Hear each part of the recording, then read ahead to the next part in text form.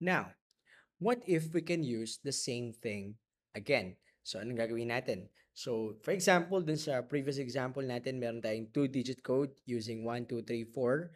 Andito, pwede tayong umulit ng numbers. You can repeat numbers.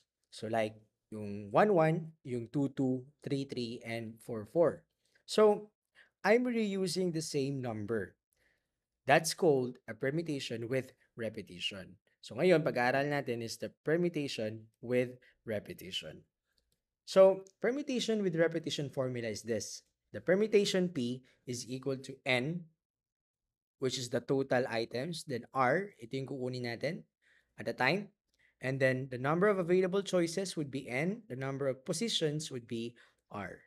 So this means if you have N things to choose from and R spots to fill, multiply N by itself R times. So para mas maliwanagan tayo, ito yung gagawin natin. So balikan natin yung password system using the digits 1, 2, 3, and 4. So we will create two-digit codes. If repetition of digit is allowed, how many two different digit codes can be formed? So the given would be N equals 4. The R would be 2. Since repetition is allowed, we use this formula. We substitute the N and R. So we have N, yung N natin is 4, and then R would be the exponent 2. So what will happen? 4 squared can be written as 4 times 4. When you multiply it, P equals 16. So our arrangement here would be 16. Okay? Kanina, di ba 12 without repetition?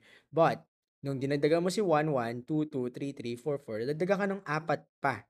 So, 12 plus 4, that should be 16. 16 possible ways to arrange or to form a two-digit code. Okay? So, ano-ano ba yon, no? For us to verify it, ito yung sinasabi ko kanina. These are the listing all possible codes. Yan. Pag binilang natin yan, we have 16 codes. Kasama na si 11, 22, 33, and 44. So let's have this security lock uses the digits 1, 2, 3, 4, and 5 to create a three-digit code. If repetition of digits is allowed, how many different three-digit codes can be formed? So, mabilis lang yan.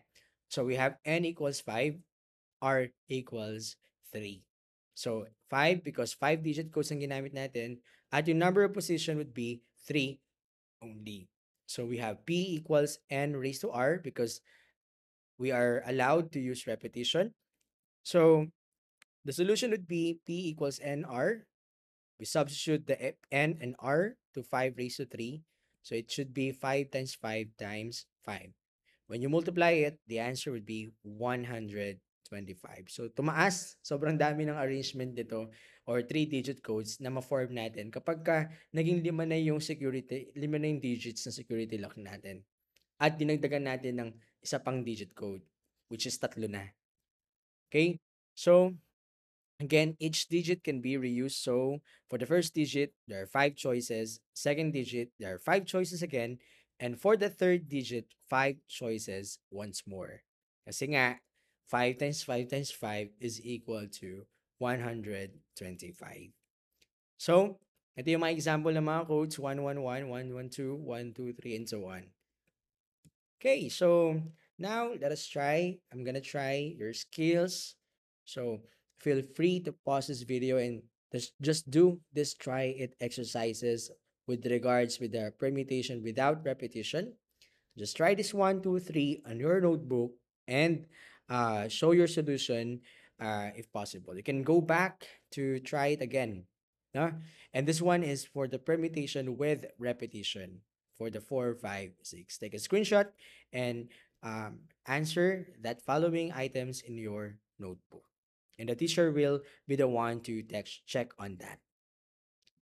So, and that should be our second part of our discussion with regards in the permutation. So I hope we see you to the next lesson